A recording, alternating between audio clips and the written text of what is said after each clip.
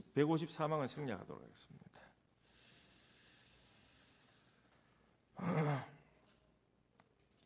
154항도 뭐 아까 된 것 같습니다.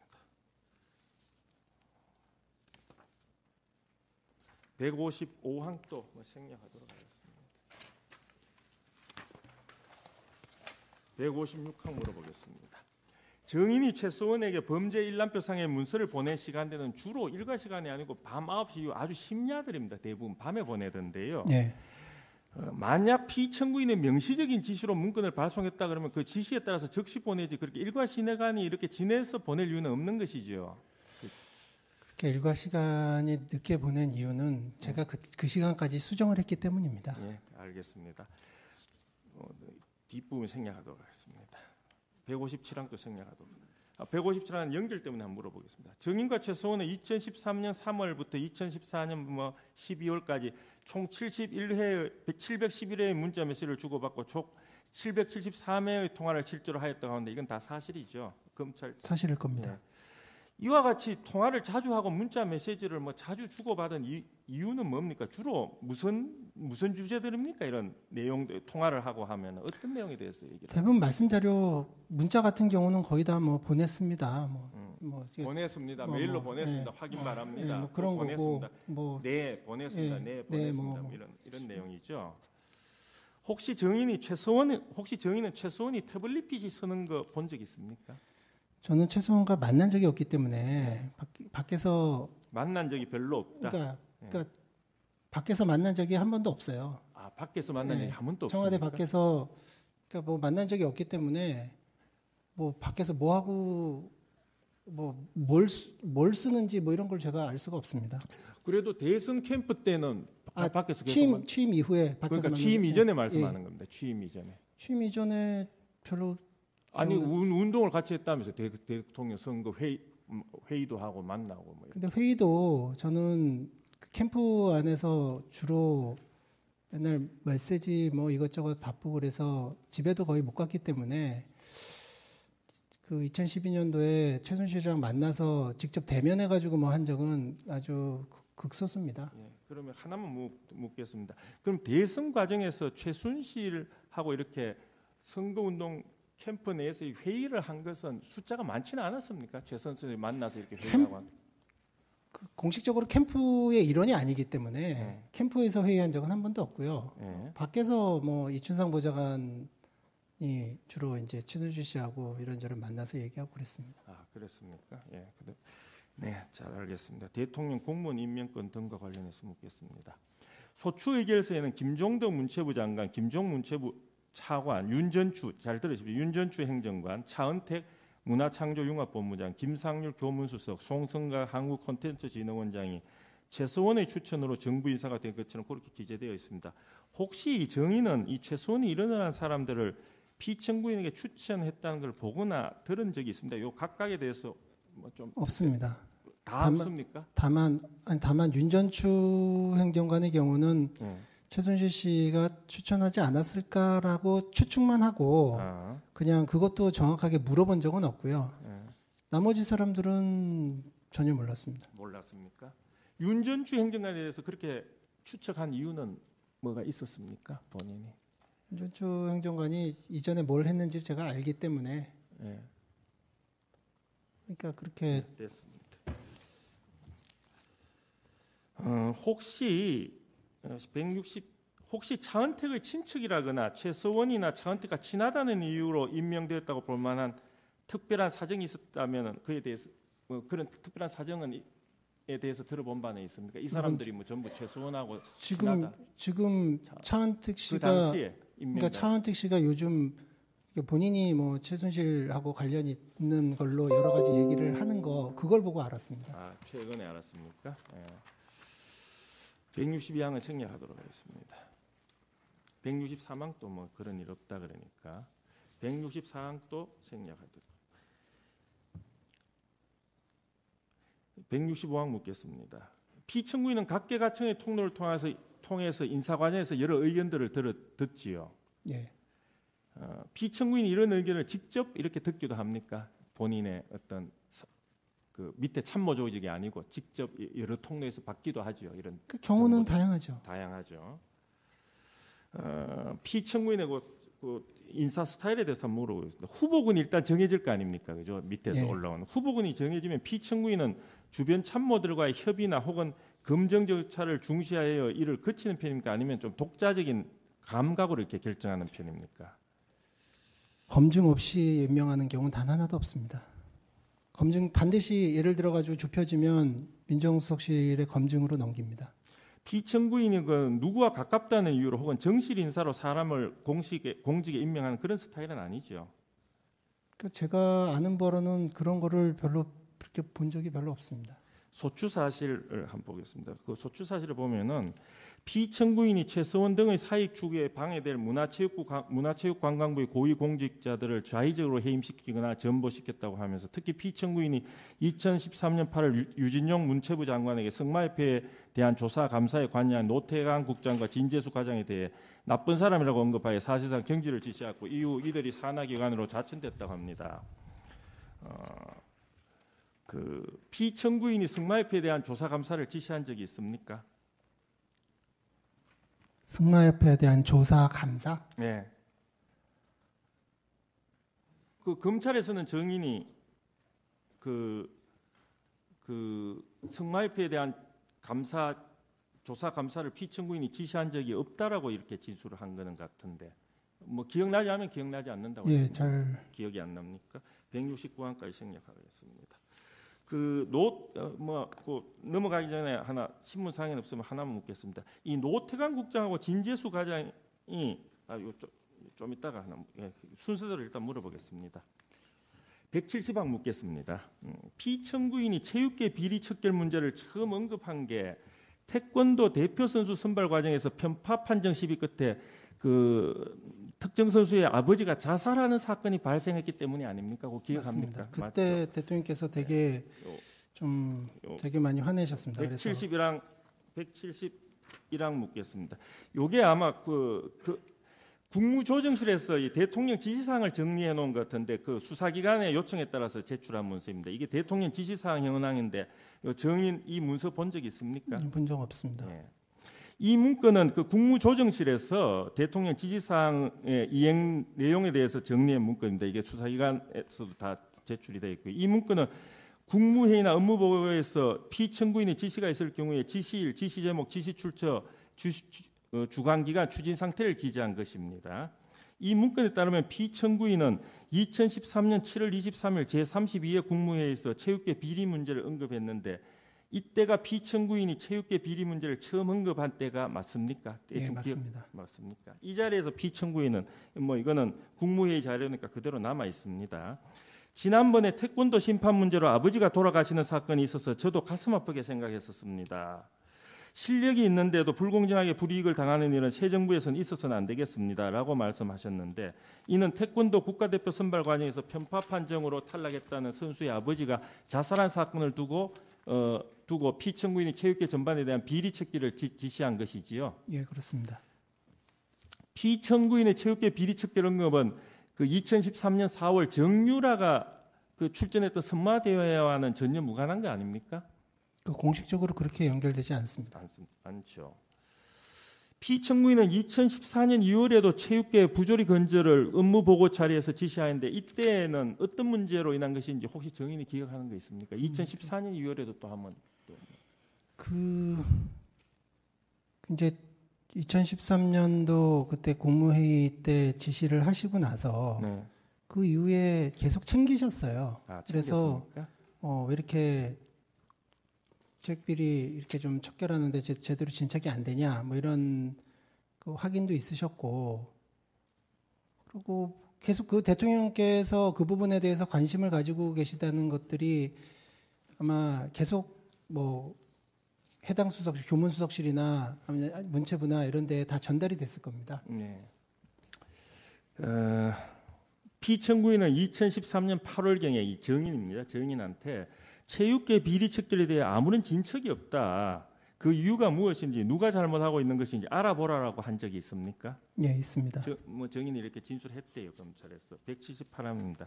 이에 정인이 당시 그 조응천 공직기강 비서관에게 피청구인의 지시사항을 전달했고 며칠 후 그 조응천 비서관이 노태강 국장과 진재수 과장이 이를 그 체육계 비리 척결에 관한 지시사항을 제대로 이행하지 않고 있다. 노태강 국장과 진재수 과장이 이를 제대로 그 일이라는 건 비리 척결 업무인 것으로 보입니다. 비리 척결 그 지시를 제대로 수행하지 않고 있다. 교체가 바람직하다라는 취지의 보고서를 올린 적이 있습니까? 예, 그런 보고서를 올린 적이 있습니다. 이 보고서 지금 이게 이런 보고서가 아직 보관이 됩니까? 그러면은 시간이 지나면 파기가 됩니까? 모르겠습니다. 모르겠습니까? 파기 여부에 대해서는 그건 모릅니까 아직? 그러니까 제가 그게 이제 제가 그 대통령님 지시를 듣고 조응천 당시 공직기강 비서관께 전화를 드려서 대통령 말씀을 전했기 때문에 기억을 하고 조응천 비서관이 며칠 후에 며칠인지는 정확하게 기억 안 나지만 며칠 후에 관련 자료를 보고서를 올려왔고 한 2페이지 정도짜리였던 걸로 기억하는데 내용은 구체적으로 제가 뭐가 문제인지는 기억이 나지 않지만 결론은 기억납니다. 그러니까 결론이 교체가 타당하다 뭐 이렇게. 그 문건 한번 물어보겠습니다. 구체적으로. 정인 또 이 보고서 내용을 확인한 거는 맞네요. 그럼 개략적으로라도. 예, 제가 봤습니다. 예. 노태강과 진재수가 구체적으로 어떤 일을 제대로 수행하고 있지 않다고 그렇게 나와 있던가요? 그러니까 제가 그 내용은 정확하게 기억이 안 나. 워낙 보고서들이 많아서 그러니까 내용은 정확하게 기억이 안 나는데 결론 부분이 기억이 납니다. 결론은 기억이 나고. 예. 혹시 무슨 뭐 상품권 뭐 이런 얘기는 없었습니까? 그런 게 있었던 것 같고, 그러니까 어떤 조사에서 뭐가 문제고 뭐 상품권 얘기도 있었던 것 같기도 하고. 180항입니다. 이후 피청구인이 문체부 장관 보고를 받는 자리에서 노태광과 진재수에 대해 나쁜 사람이라고 표현하였다는 그 언론 보도가 있습니다. 정인이 그 자리에 배석하지는 않았습니까? 예, 배석하지 않았습니다. 그러면 이런 말 했는지 뭐 본인은? 그러니까 저는 나중에 들었습니까? 나중에 이제 유준열 장관이 언론을 통해서 대통령께서 나쁜 사람이라 그랬다라고 이제 보도가 나온 걸 보고 언론 보도를 보고 알았습니까? 그거를 보고 그때 그 조응천 비서관이 올린 보고서 보고 좀 세게 말씀하셨네. 뭐 그 정도 느꼈습니다. 네, 알겠습니다. 180이랑은 생략하도록. 피청구인이 각부 소속 공무원에 대한 임명권을 직접 행사하지는 않죠. 각부 소속, 부처 소속 공무원에. 180. 원래 대통령께서 다 임명권자 아닌가요? 행사한다. 예, 좋습니다. 아니 모르겠습니다. 이게 원래 공식적으로 대통령 다 그 소속 공무원들 국장급, 과장급까지 다 그렇게 합니까? 국장급, 과장급까지 다 하시지는 않죠 일반적으로. 근데 일반적으로. 보통 대통령님이 임명권자 아닌가요? 저 잘 모르겠습니다. 예, 알겠습니다. 궁금해서 물어봤습니다. 유진용 문체부 장관은 2014년 7월경 면직됐는데 혹시 그 면직된 이유 뭔지 알고 있습니까? 모릅니다. 혹시 소추위원 측에서 주장하듯이 최서원 등의 사익 추구에 방해가 된다는 이유로 경질되었다 이런 얘기 들어본 적 있습니까? 그런 얘기 들어본 적 없습니다. 신문 보도에 따르면 2014년 10월경에 김기춘 비서실장이 문화체육관광부 김희범 차관에게 그 문체부 1급 공무원 6명 일괄사표를 받으라고 했다고는 보도가 있습니다. 정의는 이에 대해 보거나 들은 바가 있습니까? 알지 못합니다. 피청구인은 2013년 4월 1일 업무보고 자리에서 병력 비리 척결, 2013년 5월 14일 국무회의에서 어린이집 비리 등 재발 방지, 2013년 6월 11일 국무회의 자리에서 원전 비리 관련자 책임 소재 규명 등을 지시한 것으로 이렇게 나타납니다고. 피청구인은 체육계 비리 외에도 모든 부정부패나 비리 문제에 대해서 엄격한 자세를 가지고 있었고 그것을 매우 강조했죠. 아주 강조하셨습니다. 186항은 생략하도록 하겠습니다. 187항은 최소원이 한 얘기라서 한번 물어보겠습니다. 최소원은 이 심판정에서 대통령의 정책 규조가 굉장히 강하고 나라를 어떻게 끌고 갈지에 대한 철학이 분명하기에 본인은 대통령이 이미 결정을 내린 부분에 대하여 단지 참고 의견을 드릴 뿐이다라는 취지로 정언한 바 있는데 정인이 보기에도 그렇습니까? 아까도 말씀드렸지만 제가 제일 참 가슴 아프게 생각하는 부분 중에 하나가 그겁니다. 대통령님은 굉장히 본인의 철학과 소신이 뚜렷하세요. 그리고 그런 부분에 대해서 표현도 되게 잘하시고 근데 지금 이상하게 지금 이게 지금 알려지고 있어서 참 마음이 아픕니다. 세월호 사태 뭐 중복되는 다 생략하도록 하겠습니다. 188항입니다. 그 당시 세월호 당일 4월 16일입니다. 정의는 몇 시에 출근했죠? 기억나지 않습니다. 안 나고.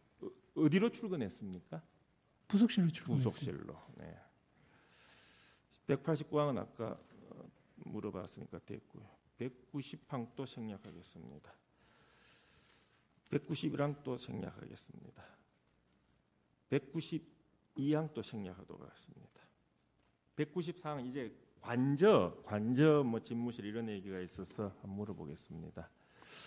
대통령 업무를 수행하는데 관저 집무실이라고 있죠, 그죠? 관저 집무실 좀 언론 보도도 많이 봤죠. 이게 네. 본관 집무실과 비교해서 뭐 어떤 차이가 있습니까? 기능적으로? 대통령님 청와대 곳곳에 집무실이 있습니다. 이제 본관에도 있고 관저에도 있고 위민관, 그러니까 비서진들이 근무하는 위민관, 위민 2관, 위민 1관 3층에도 있고 여러 군데 뭐 그 벙커에도 있고 여러 군데 다 있습니다. 근데 이제 주로 많이 사용하신 데가 본관, 관저, 그다음에 위민관의 집무실 이게 세 군데 주로 많이 사용하셨는데 대통령께서 관저에 계신다고 해서 그게 쉬는 게 아니라니까요. 제가 아까도 말씀드렸지만 이분은 24시간 정말 가족도 없고 아무것도 없기 때문에 아주 그거에 그냥 그 업무에 파묻혀서 사시는 분이고 그래서 제가 종종 다른 사람들 특히 부속실 직원들이나 다른 사람들한테 종종 얘기한 게 대통령이 이제 좀 놀아야 되는데 좀 쉬셔야 되는데 쉬셔야지 뭔가 창의성도 나오고 그러는데 맨날 놀지 않고 그냥 저렇게 일만 해가지고 참 문제다라는 얘기들을 많이 했고 우리 대통령의 문제점은 제가 보기에는 오히려 너무 만기칠람식으로 그걸 다 보시고 본인이 하나하나 챙기는 게 문제지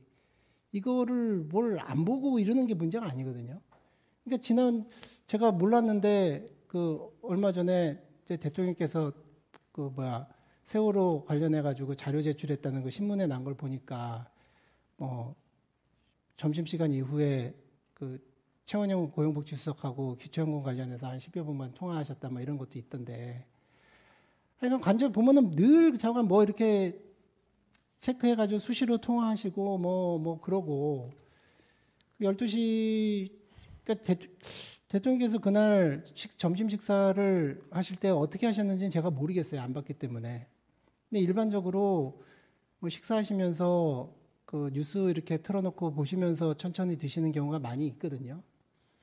근데 이제 저 같은 경우는 밥 먹으면서 그렇게 전원 구조됐다 그러니까 다행이다 뭐 그런 얘기를 했고 제 추측컨대는 대통령께서도 뭔가 좀 12시 50분에 기초연금 관련해서 수석하고 10여 분간 통화하시고 그럴 상황이면 뭔가 좀 마음 편하게 다른 업무를 보시지 않았을까 그런 생각이 듭니다. 그러니까 뭐 이게 본인이 김장수 실장한테 전화하시고 잘 구출하라고 전화하시고 또 그것도 못 믿어가지고 한번 또 하고 해경청장한테도 또 하고 그러면은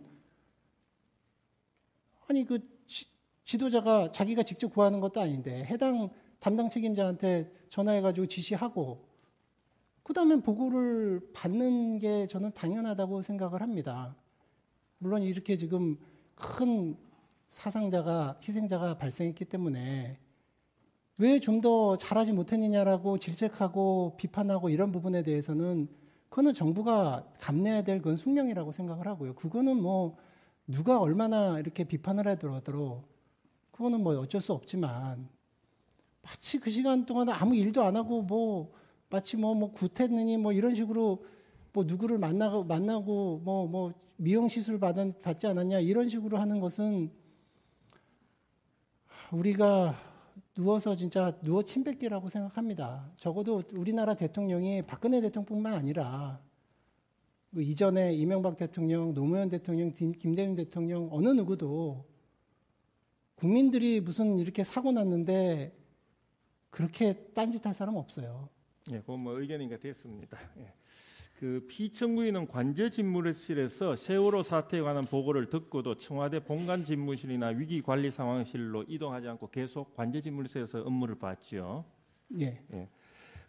관저집무실에서 계속 업무를 보고 대처하는 게 본관집무실이나 뭐 아까 지하 벙커 그 위기관리 상황실로 옮겨 업무를 보는 것에 비하여 혹시 무슨 불편하거나 비효율적인 점이 있습니까? 근데 한번 예를 들어 보겠습니다. 위기관리 그 상황실은 전시나 준전시 혹은 외부 침략 세력의 공격이나 침략 징후, 아까 말했듯이 그런 핵실험이나 뭐 미사일 발사 뭐 이런 것 같은데 그 외에 이제 중대한 국가 안보 상황 등에 대비하는 것이 주된 목적이지 이 사건과 같은 해난 침몰 사고에 대처하는 데 있어서 그리 큰 효용이 있습니까? 그 관저 집무실에 비해서 어떻습니까? 그러니까 벙커는 기본적으로 그 대통령 취임 이후에 늘 이제 안보 관련해서 주로 이제 사용이 됐습니다. 딱 회의하실 때 보면은 이제 한미연합사부터 시작해가지고 각 전군하고 이렇게 쭉 연결이 되고 제가 그 위기 관리 상황실에서 예컨대 지금 돌이켜 봤을 때 예. 거기서 세월호 사태에 대해서 보고를 받고 지시를 하는 게 편리한지 안 그러면은 관저 집무실에서 계속 그렇게 하는 게 뭐 어떤 장단점이나 이런 게 있습니까? 글쎄요, 이제 국민들한테 보여주는 측면에서라면 차이가 있을 수 있습니다. 보여주는 측면에서 이렇게 뭐 쫙 이렇게 해서 뭐 이제 민방위복도 있고 이렇게 그런데 모여가지고 이렇게 하면은 그 보여주는 면에서는 차이가 있을 수 있는데 실제로 업무 대통령께서 지시하시고 뭐 이러는 거에서 글쎄 뭐 어떤 차이가 있는지는 실제적인 효용에 있어서는 큰 차이가 없다는 그런 취지죠. 예, 예. 예.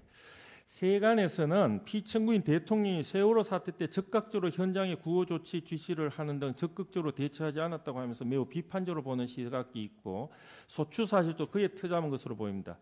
그런데 당시 그러한 재난 상황에서 대통령이 오히려 전면에 나서는 것이 현장에서의 그런 구호 업무에 전혀 도움이 되지 않을 수 있다는 그런 생각을 가진 사람도 있을 수 있는 거 아닙니까? 네, 그런 사람이 있지는 않았습니까, 실제로? 있을 수 있습니다. 근데 아무튼 제가 뭐 이렇게 추측해서 말씀드릴 수는 없고 다만 대통령께서 그 뭐 보고받는 즉시 필요한 지시는 다 하셨다고 생각합니다. 197항은 생략하도록 하겠습니다.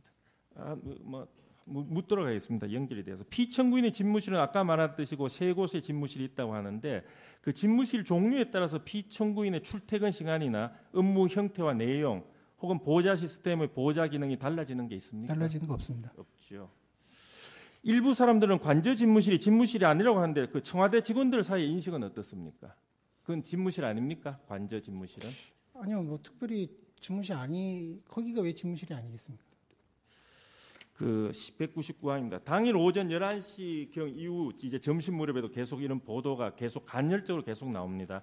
YTN이나 KBS 뉴스톡보로 세월호 승선 인원이 뭐 전원 구조되었다는 등의 기사가 났는데 정인 그 당시에 이 기사 보았죠? 아까 보았다고 했죠? 예? 예. 피청구인에게도 구조 인원이 계속 증가하고 있다는 이 보도 기사가 계속 올라갔고 세월호 인원이 전원 구조됐다는 취지의 보고도 올라갔습니까? 예. 전원 내지 대부분 인원의 구조 보도는 그 이후 한동안 여러 언론에서 계속 보도되었지요. 뭐 이게 시간이 각 언론사마다 틀린데 한동안 계속 보도가 되었죠. 아무튼 저는 잘은 얼마나 보도됐는지는 모르겠지만 저는 점심 식사하면서 봤습니다. TV에서. 점심 때까지도 계속 제 기억에도 그게 기억이 남거든요. 그 보도 이후에 청와대 분위기는 어땠습니까? 그 뭐 전원 보도니 뭐 대부분 구조니 이러면서 청와대 분위기는 제가 알지 못합니다. 근데 제가 같이 밥 먹던 사람들은 다 안도했습니다. 네, 안도요. 정의는 이 보도가 오보라는 걸 언제 알았습니까? 확인했습니까? 제가 1시 반에서 2시 사이에 뭔가 좀 이상하다라는 얘기를 들었습니다. 203항은 아까 답변이 된 것으로 보고 그 오보란 게 정인이 제일 먼저 보고했습니까? 지청구인 안 그러면 다른 사람이 먼저 보고했습니까? 그건 잘 모르겠습니다. 모르겠습니까? 204항은 잘 모르겠네요. 오보란 것이 밝혀지자 좀 청와대 분위기가 상당히 비서진 분위기도 좀 굉장히 급박하게 돌아가게 된 겁니까? 그렇습니다. 당연합니다. 그래서 정인이 또 올라가기도 하고 예, 예. 대면 보고하고 그러겠네요. 세월호 사태 206항입니다. 그 세월호 사태 당일에 참모 그 피청구가 그 참모들이 대책회의 하진 않았죠. 대책회의. 무슨 대책이에요? 세월호 사태에 관해서 이제 뭐 청와대 참모들 전부 제가 모르겠습니다. 그러니까 모르겠습니까? 그 저는 주로 본관에 있기 때문에 그 위민관에서 그 어떻게 하는지 사실 잘 모릅니다. 모르겠다. 그러니까 207항은 생략하도록 하겠습니다. 208항도 생략. 208항 뭐 그날 관제에는 정인 외에도 피청구인을 보호자할 수 있는 대기 인원이 있었지요. 관제에. 대기 인원이라면 뭐 행정관이나 예, 있었습니다. 예. 뭐 똑같은 얘기인데 세월호 사태 당일 피청구인이 머물던 관저로 외부인은 누가 들어왔습니까? 당일날 제가 아는 바로는 없습니다. 근데 이제 미용사 그- 들어오지 않았나요? 누구요? 미용사. 그러니까 제가 아는 바로는 미용사는 근데 그 늘 대통령님께 지금 그걸 담당하는 사람이라서 네. 특별히 뭐 외부인이라고 외부인이라는 생각을 안 했습니까? 예. 예, 알겠습니다. 그 세월호 당일에 피청구인에게 신보라 간호장교가 가글을 전달해 주었다고 하는데 혹시 피청구인이 이날 가글이 필요했던 이유 무엇인지 알고 있습니까? 모릅니다. 모르고. 피청구인이 평소에도 가글을 사용한 거 본 적이 있습니까? 잘 모릅니다. 모릅니까? 그날 피청구인이 직접 미용사를 호출해 달라고 하진 않았죠. 미용사는 청와대 호출이 있을 때만 옵니까? 아니면 평일에도 매일 아침 출근하는 식입니까? 저희가 호출합니다. 호출을 하죠. 예.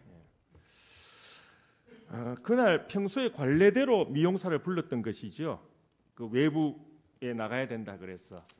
그래서 제 기억으로는 아마 대통령님 이게 좀 확실하게 이게 대형 사고가 발생했다는 것이 확인되기 전에 예. 이게 좀 뭔가 이상하다.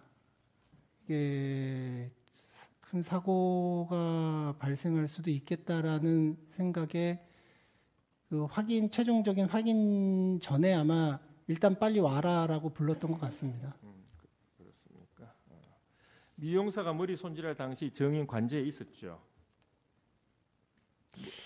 제가 2시 반경쯤에 그러니까 2시에서 3시 사이에 관저에 있었고요. 예.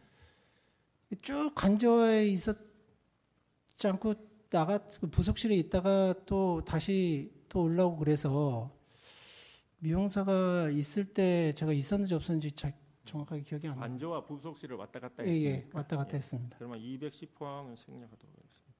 216항도 뭐 생략하도록 하겠습니다. 216항 언론에서 요거 한번 216항 물어보겠습니다. 언론에서는 피청구인이 머리 손질 2번 했다는 기사가 나온 적이 있는데 이 사실 아니죠? 그러니까 저는 그 오전에 일반적으로 일정이 없으시면 오전에 안 하시거든요. 알겠습니다. 정확하게는 모르지만 오전에는 안 했을 것이다 뭐 이런 취지네요. 그 언론에서는 피청구인이 세월호 참사 당일 머리 하는 데에만 90분을 사용하였다고 보도한 바도 있고 필러 시술을 받았다는 등 미용 시술 의혹을 제기하기도 하는데 이건 뭐 사실 아니죠.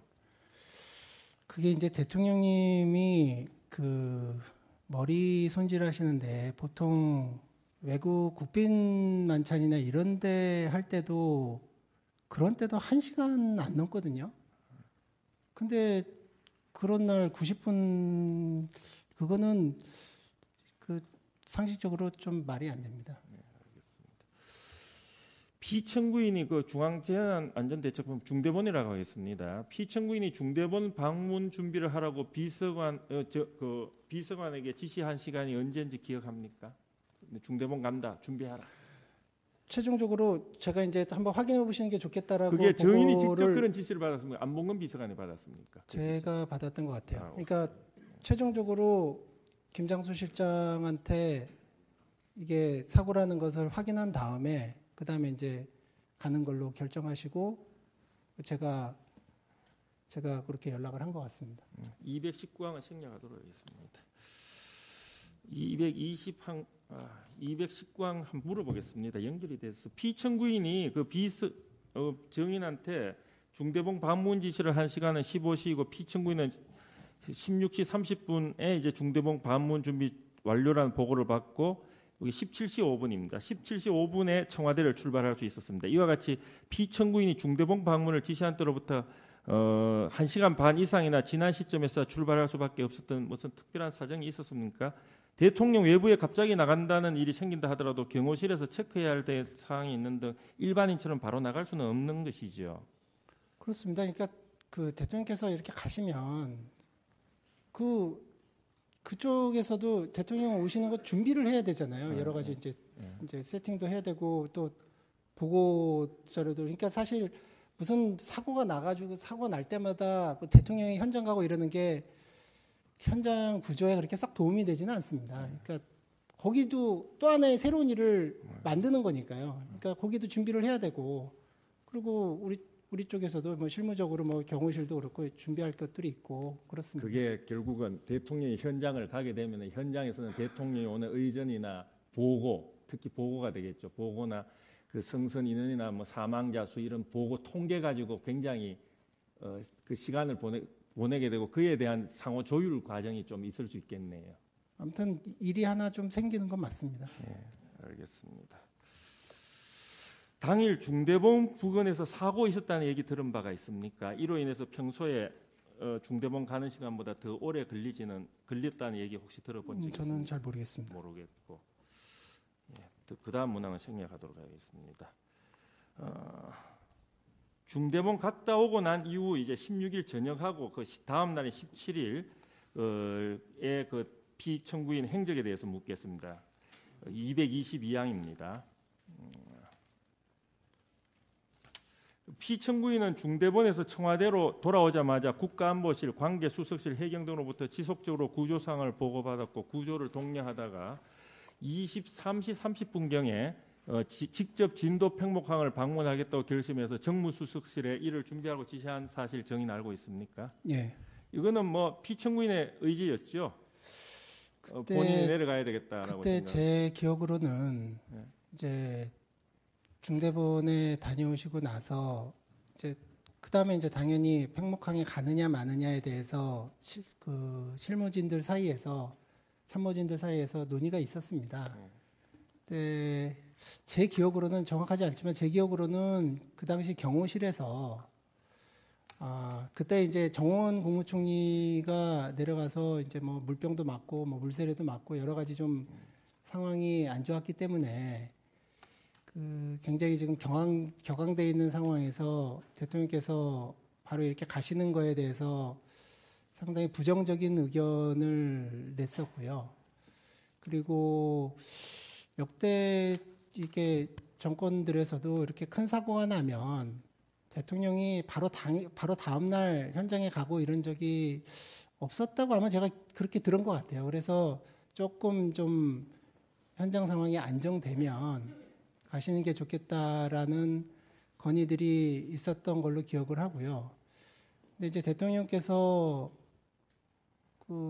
이제 굳이 가시겠다고 본인이 결정을 하신 겁니다. 그래서 여러 가지 이제 좀 경호상의 위험이나 뭐 이런 것들도 그래서 대통령께서 가신다고 그 결정하시고 나서 아마 경호실에서 아마 발칵 뒤집혔던 걸로 기억합니다. 224항입니다. 피청구인은 2014년 4월 17일 새벽 1시 25분 새벽 1시 25분 진도 방문 말씀 자료를 보고받고 새벽 2시 40분에 진도 방문 계획안 보고받고 그리고 아침 7시 21분 여객선 세월호 전복 사고 종합 보고를 받는 등 관련 보고를 모두 받았죠. 이 시간대 압니까 혹시?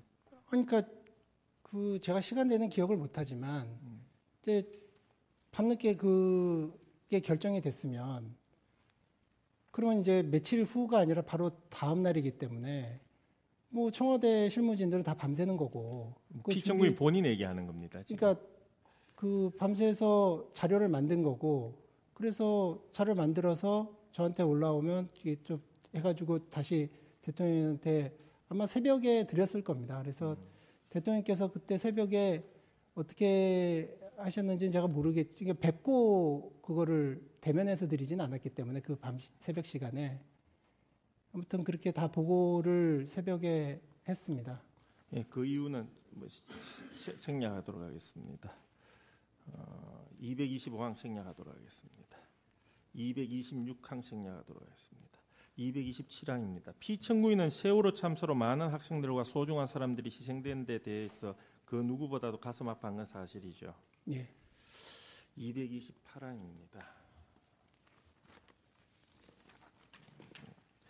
그 피청구인은 세월호 사건 규명을 위하여 세월호 참사 이후 처음 개최된 2014년 4월 21일 수석 비서관 회의에서 세월호 침몰 사고 원인에 대해 단계별로 철저히 규명할 것, 선내 비상훈련 관련 회사와 감독기관의 책임을 밝힐 것, 해운조합 관련 비정상적 관행 등에 대하여 규명할 것, 단계별 책임자에 대해 지휘고하를 막론하고 민형사상 책임을 물을 것, 대형 사고 발생 시 거짓말과 유언비에 대해서는 진원지를 끝까지 밝힐 것, 뭐 이런 취지로 지시를 한 거 맞죠? 예, 맞습니다.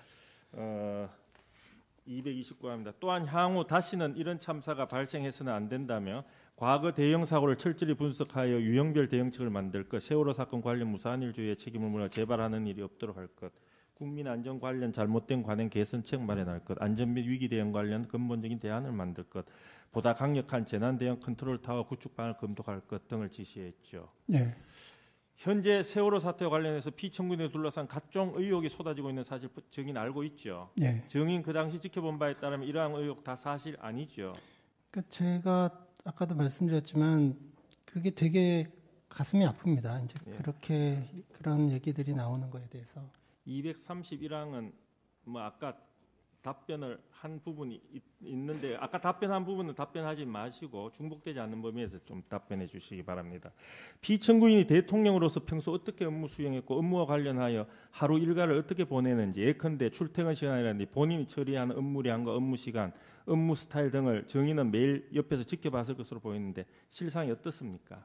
아까 답변한 내용은 주로 얘기하지 이제 마십시오. 그 말씀을 드렸던 것 같은데요. 하여튼 24시간 그냥 가족이 없으시기 때문에 저는 그 되게 솔직히 대통령이 안 됐다고 생각한 적이 되게 많아요. 그러니까 뭐 저 같은 경우 집에 가면은 가족도 있고 뭐 힘들고 어쩌고 저쩌고 해도 아무튼 가족들 보면서 좀 스트레스나 피로가 풀리고 이러는 것도 많이 있고 정서적으로 조금 위로를 받고 이런 부분들도 많이 있는데 대통령은 그냥 뭐 일 아니면 아무것도 없기 때문에 뭐 참 잘 그리고 어디 가가지고 잘 놀지도 않고 그러니 참 되게 참 개인적으로 불행한 삶이다라는 생각들을 되게 많이 했습니다.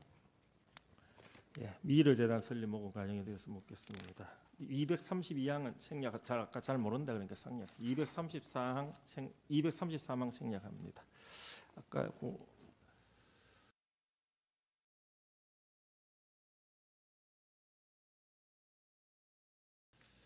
153항은 생략하도록 하겠습니다.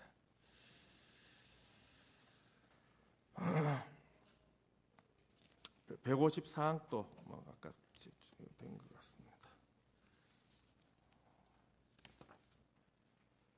155항도 뭐 생략하도록 하겠습니다. 156항 물어보겠습니다. 증인이 최소원에게 범죄 일람표상의 문서를 보낸 시간대는 주로 일과 시간이 아니고 밤 9시 이후 아주 심야들입니다. 대부분 밤에 보내던데요. 네. 만약 피청구인의 명시적인 지시로 문건을 발송했다 그러면 그 지시에 따라서 즉시 보내지 그렇게 일과 시간이 이렇게 지내서 보낼 이유는 없는 것이죠. 그렇게 일과 시간이 늦게 보낸 이유는 제가 그 시간까지 수정을 했기 때문입니다. 예, 알겠습니다.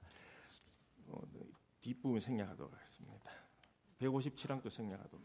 157항은 연결 때문에 한번 물어보겠습니다. 증인과 최소원은 2013년 3월부터 2014년 12월까지 총 711회의 문자 메시지를 주고받고 총 773회의 통화를 실제로 하였다고 하는데 이건 다 사실이죠. 검찰 사실일 겁니다. 예.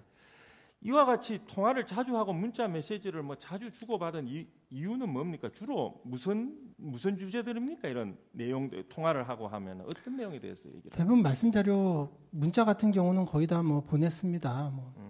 보냈습니다. 메일로 보냈습니다. 네. 확인 바랍니다. 뭐 그런 보냈습니다. 거고 네, 보냈습니다. 예, 네, 보냈습니다. 네, 이런 내용이죠. 혹시 정인은 최소원이 태블릿 PC 쓰는 거 본 적 있습니까? 저는 최소원과 만난 적이 없기 때문에 밖에서 만난 적이 별로 없다. 그러니까 밖에서 만난 적이 한 번도 없어요. 아, 밖에서 만난 적이 한 번도 청와대 없습니까? 밖에서 그러니까 뭐 만난 적이 없기 때문에 뭐 밖에서 뭐 하고 뭐 뭘 쓰는지 뭐 이런 걸 제가 알 수가 없습니다. 그래도 대선 캠프 때는 밖에서 취임 이후에 밖에서 그러니까 취임 이전에 말씀하는 겁니다. 취임 이전에. 취임 이전에 별로 아니 운동을 같이 했다면서 대통령 선거 회의도 하고 만나고 뭐. 근데 회의도 저는 그 캠프 안에서 주로 맨날 메시지 뭐 이것저것 바쁘고 그래서 집에도 거의 못 갔기 때문에 그 2012년도에 최순실이랑 만나서 직접 대면해가지고 뭐 한 적은 아주 극소수입니다. 예, 그러면 하나만 묻겠습니다. 그럼 대선 과정에서 제대로 수행하지 않고 있다, 교체가 바람직하다라는 취지의 보고서를 올린 적이 있습니까? 예, 그런 보고서를 올린 적이 있습니다. 이 보고서 지금 이런 보고서가 아직 보관이 됩니까? 그러면은 시간이 지나면 파기가 됩니까? 모르겠습니다. 모르겠습니까? 파기 여부에 대해서는 그건 모릅니까 아직? 그러니까 그게 이제 제가 그 대통령님 지시를 듣고 조응천 당시 공직기강 비서관께 전화를 드려서 대통령 말씀을 전했기 때문에 기억을 하고 조응천 비서관이 며칠 후에 며칠인지는 정확하게 기억 안 나지만 며칠 후에 관련 자료를 보고서를 올려왔고 한 2페이지 정도짜리였던 걸로 기억하는데 내용은 구체적으로 제가 뭐가 문제인지는 기억이 나지 않지만 결론은 기억납니다. 그러니까 결론이 교체가 타당하다 뭐 이렇게. 그 문건 한번 물어보겠습니다. 구체적으로. 정인도 이 보고서 내용을 확인한 거는 맞네요. 그럼 계략적으로라도. 예, 제가 봤습니다. 예. 노태강과 진재수가 구체적으로 어떤 일을 제대로 수행하고 있지 않다고 그렇게 나와 있던가요? 그러니까 제가 그 내용은 정확하게 기억이 안 나. 워낙 보고서들이 많아서 그러니까 내용은 정확하게 기억이 안 나는데 결론 부분이 기억이 납니다. 결론은 기억이 나고. 예. 혹시 무슨 뭐 상품권 뭐 이런 얘기는 없었습니까? 그런 게 있었던 것 같고, 그러니까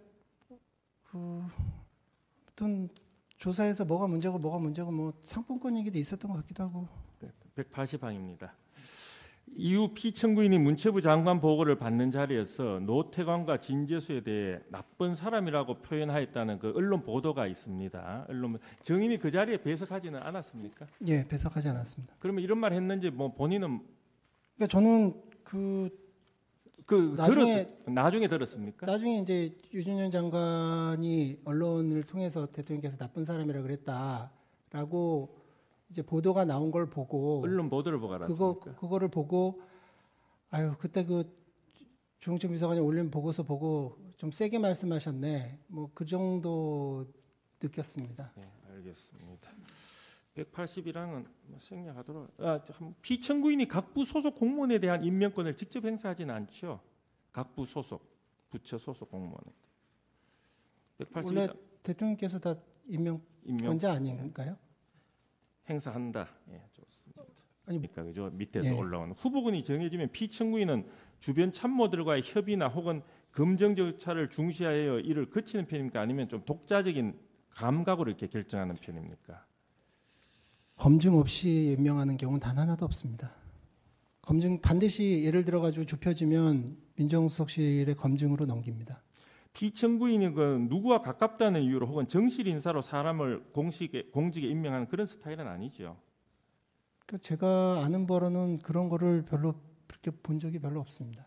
소추 사실을 한번 보겠습니다. 그 소추 사실을 보면은 피청구인이 최서원 등의 사익 추구에 방해될 문화체육관광부의 고위 공직자들을 자의적으로 해임시키거나 전보시켰다고 하면서 특히 피청구인이 2013년 8월 유진용 문체부 장관에게 성마협회에 대한 조사 감사에 관여한 노태강 국장과 진재수 과장에 대해 나쁜 사람이라고 언급하여 사실상 경질을 지시했고 이후 이들이 산하기관으로 자천됐다고 합니다. 피청구인이 성마협회에 대한 조사 감사를 지시한 적이 있습니까? 승마협회에 대한 조사 감사? 네. 그 검찰에서는 정인이 그 승마협회에 대한 감사 조사 감사를 피청구인이 지시한 적이 없다라고 이렇게 진술을 한 거는 같은데 뭐 기억나지 않으면 기억나지 않는다고 예, 했습니다. 잘 기억이 안 납니까? 169항까지 생략하겠습니다. 넘어가기 전에 하나 신문사항에 없으면 하나만 묻겠습니다. 이 노태강 국장하고 진재수 과장이 좀 이따가 하나 순서대로 일단 물어보겠습니다. 170항 묻겠습니다. 피청구인이 체육계 비리 척결 문제를 처음 언급한 게 태권도 대표 선수 선발 과정에서 편파 판정 시비 끝에 그 특정 선수의 아버지가 자살하는 사건이 발생했기 때문이 아닙니까? 그거 기억합니까? 맞습니다. 그때 맞죠? 대통령께서 되게 되게 많이 화내셨습니다. 171항 묻겠습니다. 요게 아마 국무조정실에서 이 대통령 지시사항을 정리해 놓은 것 같은데 그 수사기관의 요청에 따라서 제출한 문서입니다. 이게 대통령 지시사항 현황인데 정인 이 문서 본 적 있습니까? 본 적 없습니다. 네. 이 문건은 그 국무조정실에서 대통령 지시사항의 이행 내용에 대해서 정리한 문건인데 이게 수사기관에서도 다 제출이 되어 있고요. 이 문건은 국무회의나 업무보고에서 피청구인의 지시가 있을 경우에 지시일, 지시제목, 지시출처, 주관기간, 추진 상태를 기재한 것입니다. 이 문건에 따르면 피청구인은 2013년 7월 23일 제32회 국무회의에서 체육계 비리 문제를 언급했는데 이때가 피청구인이 체육계 비리 문제를 처음 언급한 때가 맞습니까? 네, 맞습니다. 맞습니까? 이 자리에서 피청구인은 이거는 국무회의 자료니까 그대로 남아 있습니다. 지난번에 태권도 심판 문제로 아버지가 돌아가시는 사건이 있어서 저도 가슴 아프게 생각했었습니다. 실력이 있는데도 불공정하게 불이익을 당하는 일은 새 정부에서는 있어서는 안 되겠습니다라고 말씀하셨는데 이는 태권도 국가대표 선발 과정에서 편파 판정으로 탈락했다는 선수의 아버지가 자살한 사건을 두고 피청구인이 체육계 전반에 대한 비리 척결을 지시한 것이지요. 예, 그렇습니다. 피청구인의 체육계 비리 척결 언급은 그 2013년 4월 정유라가 그 출전했던 선마대회와는 전혀 무관한 거 아닙니까? 공식적으로 그렇게 연결되지 않습니다. 않죠. 피청구인은 2014년 2월에도 체육계 부조리 건절을 업무 보고 자리에서 지시하는데 이때는 어떤 문제로 인한 것인지 혹시 정인이 기억하는 거 있습니까? 2014년 2월에도 또 한번 이제 2013년도 그때 국무회의 때 지시를 하시고 나서 네.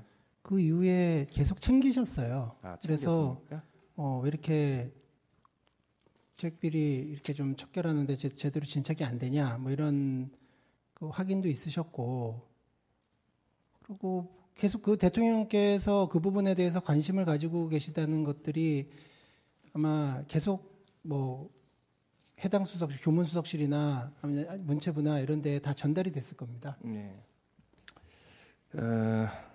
피청구인은 2013년 8월경에 이 정인입니다. 정인한테 체육계 비리 척결에 대해 아무런 진척이 없다. 그 이유가 무엇인지 누가 잘못하고 있는 것인지 알아보라라고 한 적이 있습니까? 네, 있습니다. 정인이 이렇게 진술했대요. 검찰에서 170항입니다. 이에 정인이 당시 그 조응천 공직기강 비서관에게 피청구인의 지시사항을 전달했고 며칠 후 그 조응천 비서관이 노태강 국장과 진재수 과장이 이를 그 체육계 비리 척결에 관한 지시사항을 제대로 이행하지 않고 있다. 노태강 국장과 진재수 과장이 이를 제대로 그 일이라는 건 비리 척결 업무인 것으로 보입니다. 비리 척결 그 지시를 최순실하고 이렇게 선거운동 캠프 내에서 회의를 한 것은 숫자가 많지는 않았습니까? 최 선생님이 만나서 이렇게 회의하고 한.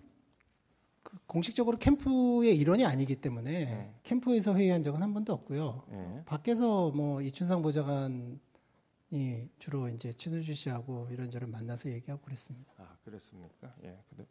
네, 잘 알겠습니다. 대통령 공무원 임명권 등과 관련해서 묻겠습니다. 소추 의결서에는 김종덕 문체부 장관, 김종 문체부 차관, 윤전추 잘 들으십시오. 윤전추 행정관, 차은택 문화창조융합본부장, 김상률 교문수석, 송성각 한국콘텐츠진흥원장이 최서원의 추천으로 정부 인사가 된 것처럼 그렇게 기재되어 있습니다.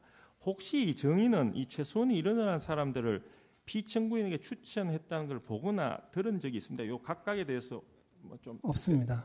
없습니까? 다만 윤전추 행정관의 경우는 최순실 씨가 추천하지 않았을까라고 추측만 하고 그냥 그것도 정확하게 물어본 적은 없고요.